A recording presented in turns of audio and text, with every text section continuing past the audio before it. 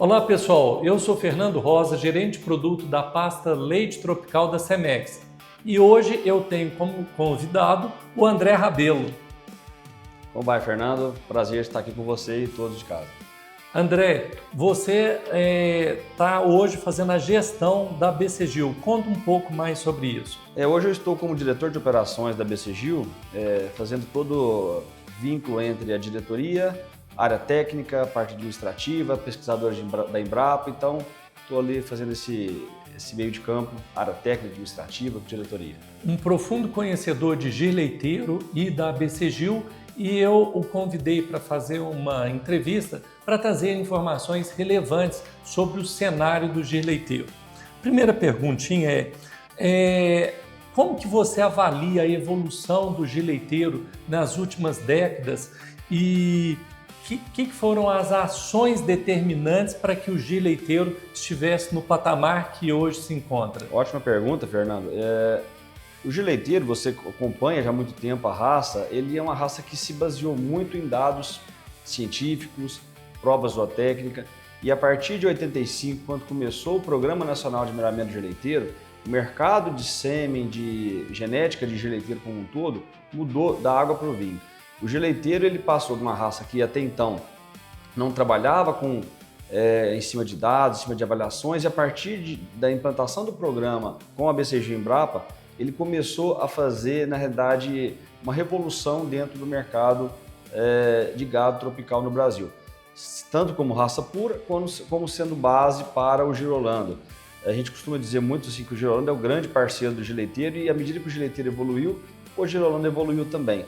Então, as provas zootécnicas, especificamente teste progênie e mais recentemente as avaliações genômicas, fizeram com que o gir leiteiro ganhasse confiabilidade do usuário, aí já agora mais recentemente, o usuário não só de sêmen, mas de embriões e tudo mais, e o mercado como um todo aceitou o gir leiteiro como uma raça consolidada para a produção de leite. Então, tanto como raça pura, como raça produtora de girolando, especificamente meio sangue ou um quarto, o gir leiteiro hoje goza de prestígio e confiabilidade dentro do mercado.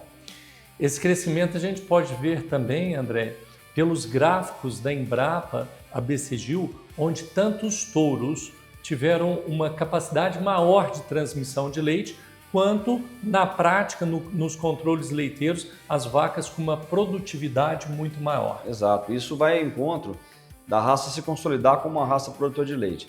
A partir do momento que a raça identificou quais são as grandes famílias produtoras de leite, os acasalamentos direcionados através de provas como as PTAs superiores para leite, animais de melhor controle leiteiro, os acasalamentos foram se direcionando e a população foi cada vez mais aumentando sua pressão de seleção.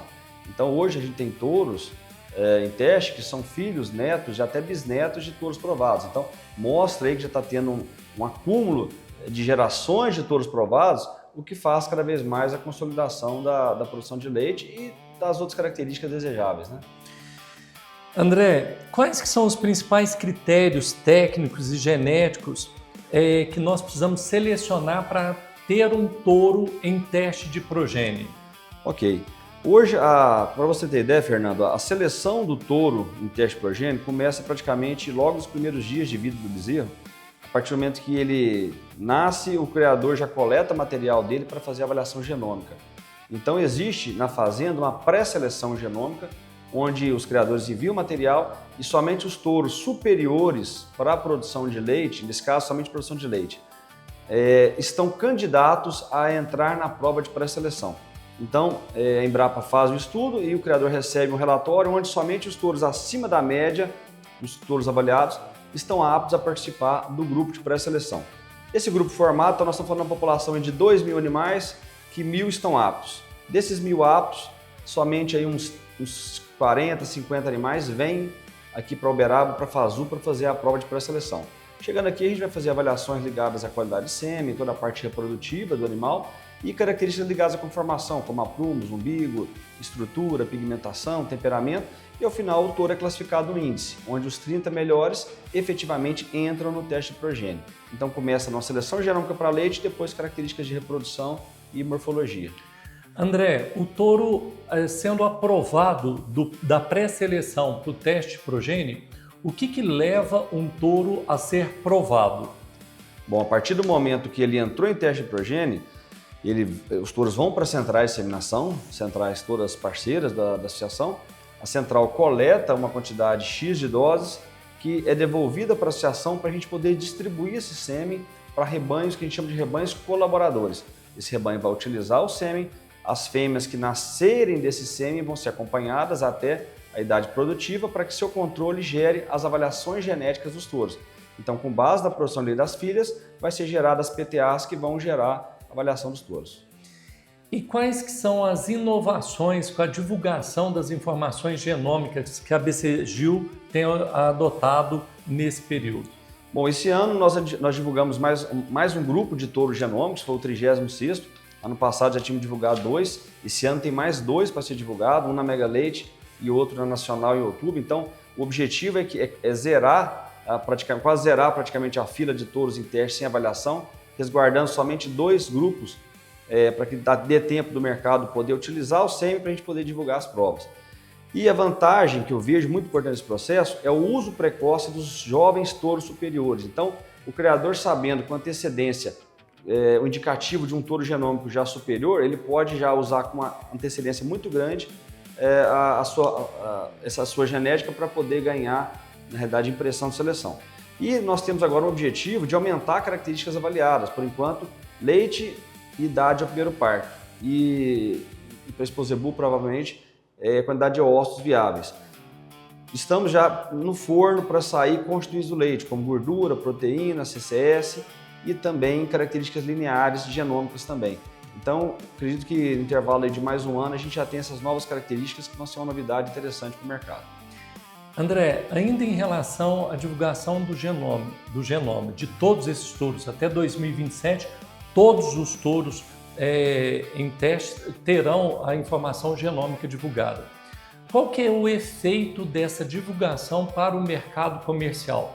Você disse que de uma redução do intervalo de geração com o uso dos touros jovens e com isso uma pressão de seleção. Mas como que deve comportar o mercado daqueles touros que não têm tamanho, capacidade de transmissão de alguma característica? Fernando, eu vejo o seguinte, hoje o mercado brasileiro, eu acredito até o mercado latino como um todo, tropical, ele já amadureceu muito. Então, a gente é um grande incentivador, a associação incentiva muito o seguinte, não é porque o touro é número 1 de GPTA que eu devo usar maciçamente ele. Às vezes tem touros que podem estar com PTAs um pouco mais baixos, como você mencionou, mas são touros que agregam muito em características de úbrio, características de conformação, características de reprodução e às vezes podem ser utilizados para até melhorar a endogamia de alguns rebanhos. Então é o seguinte, existe uma gama muito grande de touros provados, sim, nós devemos usar os touros superiores, mas para cada vaca tem um touro diferente. Então, talvez o touro que vai muito bem na sua casa não vai bem na minha. Às vezes eu preciso de um touro que a minha produção de leite já está às vezes muito bem estabelecida. Eu preciso de um touro que melhore o ubre, que melhore outras características que talvez os líderes do ranking não vão conseguir, mas ali o touro que está um pouco mais abaixo no sumário vai me agregar. Então eu vejo o mercado hoje muito mais consciente disso e as centrais são parceiras e propagadores dessa ideia. Todos os parceiros das centrais, os vendedores de sêmen, eles devem levar essa ideia para o cliente no campo, o seguinte, olha, o senhor não precisa usar só o primeiro do ranking, o senhor pode usar também touros que vão agregar aqui o senhor precisa de ubre, nós temos um touro muito bom na bateria de ubre, então essa gama de opções passa por um processo educativo que a central é grande parceira nossa nisso. A construção das vacas lucrativas não é só através da produção, exatamente, fertilidade, estrutura corporal, capacidade de locomoção. Ainda em relação às avaliações genômicas, André, como que o leiteiro pode levar essas informações genômicas até o cliente comercial?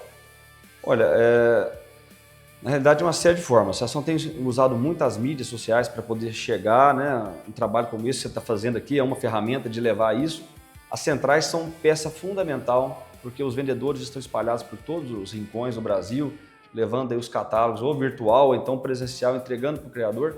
E a associação tem cada vez tentando massificar ao máximo o acesso aos dados. Porque com dados você tem uma gama de opções, você se liberta e consegue realmente escolher melhor o que é bom para a sua fazenda. André, a gente tem percebido no Brasil um crescimento desses sistemas de criação, de confinamento, de semi-confinamento. Como que você enxerga o papel dessa competitividade das raças e o G leiteiro inserido nesse cenário? Olha, o G leiteiro é uma raça muito versátil. Dependendo se ele é usado como raça pura ou em cruzamentos, ele se adapta muito bem em vários sistemas de produção. Lógico que quando você aumenta a quantidade o grau de sangue de GIR, você subentende que você trabalha de uma forma um pouco mais extensiva, usando mais pasto. Mas eu conheço rebanhos de excelente qualidade, que têm meio-sangue, provenientes de touro ou G leiteiro, que produzem muito bem, de uma forma muito sustentável, em composto, em regimes mais estabulados.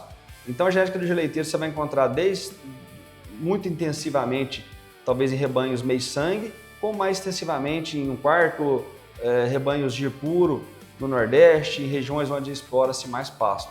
Então o GIR consegue navegar muito bem com essa parceria com o holandês fazendo o GIR Holanda. É interessante também a gente analisar esses sistemas de confinamento, mas a gente tem que pensar não só na vaca em lactação, mas também na recria, sim, né? Sim. Que muitas pessoas imaginam as vacas em lactação, mas a gente precisa antes de chegar em vaca em lactação, dessa recria ser feita em sistema de pastoreio. Fundamental. E o G leiteiro tem uma grande contribuição nesse sistema.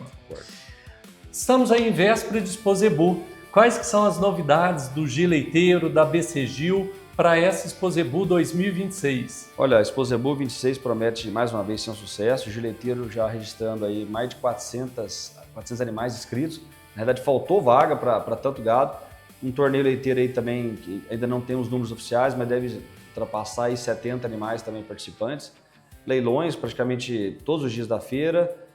Acredito que a quantidade de visitantes internacional também deve bater recorde. Então, as perspectivas são muito boas para a raça e acredito que vai ser um balizador para o restante do ano, para depois Mega Leite, as exposições regionais, a nacional.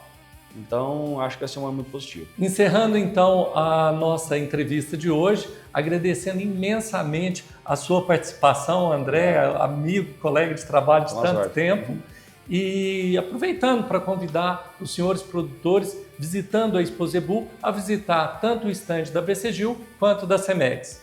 Muito obrigado. A associação está aqui dentro do parque, vizinho da Cemex. Quem quiser acessar a BCGil nas redes sociais é a BCGil G leiteiro. O site www.gleiteiro.org.br. Muito obrigado, Fernando, pela participação, pela oportunidade de estar aqui participando com você. Tá joia. Obrigado, um abraço e até a próxima.